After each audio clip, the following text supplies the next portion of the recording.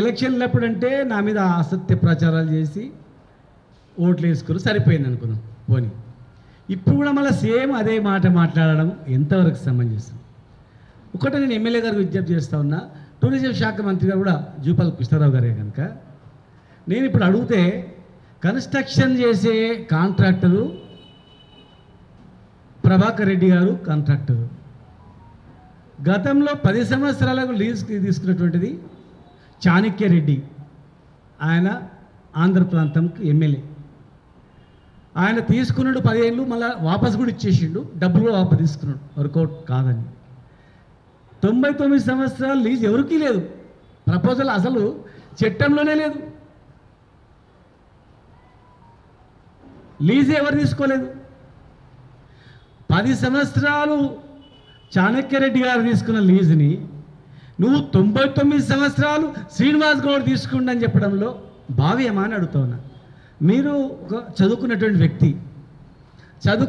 వ్యక్తి సమాజంలో మనం రాజకీయాలకు వచ్చిన తర్వాత కొన్ని విలువలతో మనం చేయాల్సిన అవసరం ఉంటుంది. నిజంగా 99 సంవత్సరాలు లీజు మీరు మంత్రి గారికి నేను చెప్పారు కదా, చూపించండి.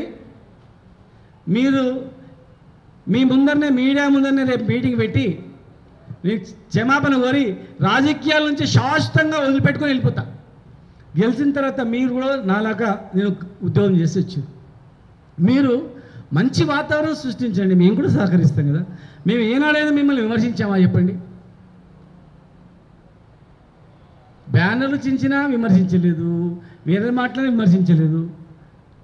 మీకు సమయం ఇవ్వాలా, మీకు కూడా కొంత సమయం ఇస్తే మీరు పనులు చేస్తారు కదా, మేము ఊరుకున్నాం ఎన్ని రోజులు. కానీ ఇక మీరు పనులు చేయకుండా నేను చేసిన పనుల మీద అబద్ధాలు మాట్లాడుకుంటూ పోతే, మహబూబ్నగర్ ప్రజలారా మీకు విజ్ఞప్తి చేస్తా ఉన్నా, నేను మహబూబ్నగర్ డెవలప్ కావాలని చెప్పి 6 నిమిషాలు కృషి చేసిన.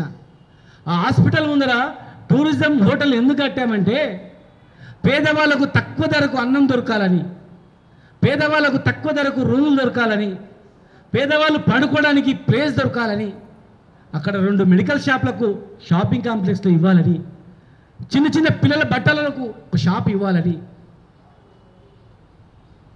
10 సంవత్సరాలు తీసుకున్నారు, వాపస్ చేసేసారు వాళ్ళు. డబ్బులు కూడా వాపస్ వచ్చినాయి, ఈఎండీలు కూడా వాపస్ వచ్చినాయి. ఆ 10 సంవత్సరాల ఆ చాణక్యరెడ్డి గారిది పొరపాటున చాణక్య గౌడ్ ఉన్న నా మీద దొబ్బుతుర్రేవు, మీ బావనో బామార్దో అన్ననో తమ్ముడు అని చెప్పి. అలా చాణక్యరెడ్డి అనేందుకు చెప్పుకునే అవకాశం లేదు. కనుక దయచేసి మీరు తొందరగా హాస్పిటల్ను, మంచి మంత్రి గారు ఉన్నారు అనుభవజ్ఞుడు దామోదర నరసింహ గారు, అనుభవజ్ఞుడు మంత్రి గారిని పెట్టుకొని తొందరగా హాస్పిటల్ను తొందరగా కంప్లీట్ చేయండి. టూరిజం మంత్రి మన జిల్లా వ్యక్తి ఉన్నాడు, తొందరగా నిధులు విడుదల చేసి ఆ కాంప్లెక్స్ చేయండి. కాంప్లెక్స్ చేసి ఈ 10 సంవత్సరాల టెండర్ కూడా ఆన్లైన్ టెండర్ ఆంధ్రానికి ఎట్లా వచ్చిందంటే ఆన్లైన్ టెండర్ కనుక ఆంధ్రాని వేసిండు చాణక్యరెడ్డి గారు, వేసిండు. ఈ గవర్నమెంట్ వారగాని వాళ్ళు ఎందుకని చెప్పి ఆయన మొత్తం బ్యాక్వర్డ్ వచ్చింది. డబ్బులు వాపస్ తీసుకున్నాను, పుట్టినాయి వాపస్ ఇస్తామంటే తీసేసుకున్నాడు ఆయన, అవసరం లేదని. కనుక దయచేసి 99 సంవత్సరాలు లీజు ఇవ్వలేదు. మహబూబ్నగర్ ప్రజలారా మరొకసారి చెప్తున్నా, దయచేసి ఈ అసత్య ప్రచారాలు నమ్మదండి, అది మంచిది కాదు. ఎమ్మెల్యే గారు కూడా చెప్తున్నా, ఇది మంచిది కాదు. బ్యానర్లు పీకేయడము, శ్రీనివాస్ గౌడ్ బ్యానర్లు పీకేస్తే ప్రజల గుండెల్లో తీసిపోలేదు. మీరు కొన్ని మంచి పనులు చేయండి, మేము కొన్ని మంచి పనులు చేసినాం, మీరు కొన్ని మంచి పనులు చేయండి, మన పేరు చిరస్థాయిగా ఉంటుంది. నాకు 10 సంవత్సరాలు అధికారం ఇచ్చారు, మీకు ఎన్ని సంవత్సరాలని ప్రజలు ఇస్తారు? ఎన్ని సంవత్సరాలు ఇస్తే మీరు దాన్ని ఉపయోగించుకొని మీ పీరియడ్లోకి ఇవి చేసినామని చెప్పండి, బాగుంటుంది. కానీ మీరు ఉన్నత చదువులు చదువుకొని ఉన్నత ఉద్యోగం చేసి ఆ షాపింగ్ కాంప్లెక్స్ని శ్రీనివాస్ గౌడ్ లీజ్ తీసుకున్నాడు, రద్దు చేపియండి సార్ అని అడిగితే నిజంగా నేను రద్దు తీసుకున్నట్లు, ఆయన రద్దు చేయించినట్లు. ఎందుకండి ఇదంతా?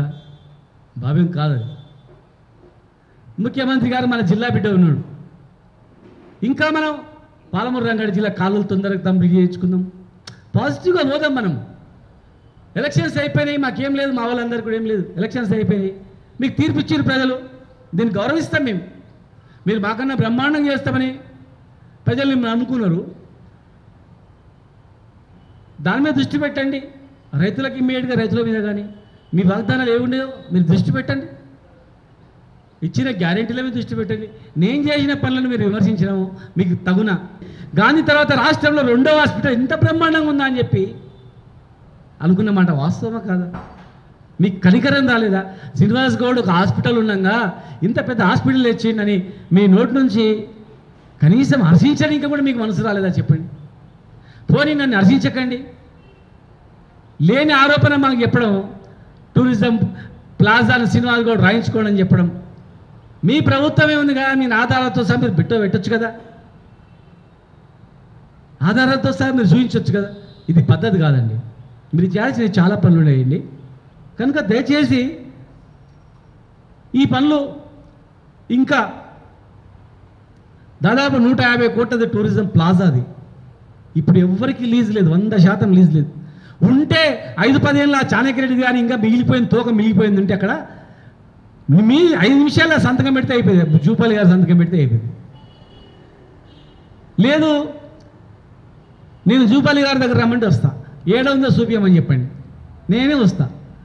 జూపాలి గారి ఇంటికి రావాలన్నా, జూపాలి గారి ఆఫీస్కి రావాలన్నా, ఎవడు తీసుకున్నాడు 99 సంవత్సరాలు లేదు చూపించమనండి. మీరు ఈ పని చేయకుండా నానబెట్టి నా మీద ఆరోపణలు చేయడం తగున? ఎమ్మెల్యే గారు చెప్పండి. ఎలక్షన్స్ అయిపోయిన తర్వాత నేను ఇంకా 3-4 నెలల తర్వాత, సంవత్సరం తర్వాత మాట్లాడదాం అనుకున్నా, కానీ నా మీద ఎమ్మెల్యే గారే మంత్రి గారికి సార్ ఇది 99 ఏళ్ళు మాజీ మంత్రి తీసుకున్నాడు సార్ అని చెప్పడం చాలా బాధ కలిగింది నాకు. బ్యానర్ చించేస్తే ప్రజలు గుండెల్లో చించేస్తారా? ఈ చౌరస్తాలు మార్చేస్తారా? రోడ్లు మార్చేస్తారా? స్టేడియంలు మార్చేస్తారా? గుళ్ళు మారుస్తారా? దర్గాలు మారుస్తారా? చర్చు శిల్వకుట్టలు మారుస్తారా? మన్నెంకొండ రోప్వే హాస్పిటల్ పోయిన తర్వాత ఈ హాస్పిటల్ ఎవరు కట్టిండ్రంటే శ్రీనివాస్ గౌడ్ తెచ్చిండని చెప్పరా? మీరు మంచి పనులు చేసినామని మేము హర్షిస్తాం కదా. 2.5 ఏళ్ళు మీరు ఎమ్మెల్యే పోయిన తర్వాత మీరు ఏం చేసిండ్రు మీరు చెప్పండి. ఇప్పుడు మళ్ళీ 5 ఏళ్ళు ఎమ్మెల్యే చేయండి. ఈ పనులు చేస్తే కూడా మంచి పేరు వస్తుంది కదండి. ఎందుకు చెప్పండి? పబ్లిక్ ప్రశాంతంగా ఉండాలి అని మేము కోరుకుంటా ఉన్నాం, మంచిగా ఉండాలి అని కోరుకుంటాం, మమ్మల్ని బాగాలని కోరుకుంటున్నాం, మమ్మల్ని మంచిగా కావాలని మేము కోరుకుంటున్నాం. మాకన్నా మీరు రైతు బంధు ఎక్కువ ఇస్తారని, మాకన్నా ఎక్కువ మహిళలకు పెన్షన్ ఇస్తారని, ముసలి వాళ్ళకి ఎక్కువ పెన్షన్ ఇస్తారని, రైతు బీమా ఇస్తారని, దళిత బంధు ఇస్తారని, బీసీలకు ఎన్నో హామీలు ఇచ్చినందుకు మిమ్మల్ని అధికారంలో పెట్టిండు. అవి దృష్టి పెట్టండి, అవి కంప్లీట్ చేస్తే మరోసారి మీకు అవకాశం ఇస్తారు.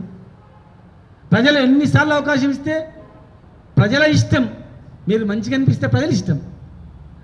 మేము అన్నీ చేసినామంటలేం, మేము కొన్ని చేయలేదు, ఇంకా చేసేటి ఉండే, కొన్ని అక్కడక్కడ పొరపాట్లు కూడా జరిగినాయి.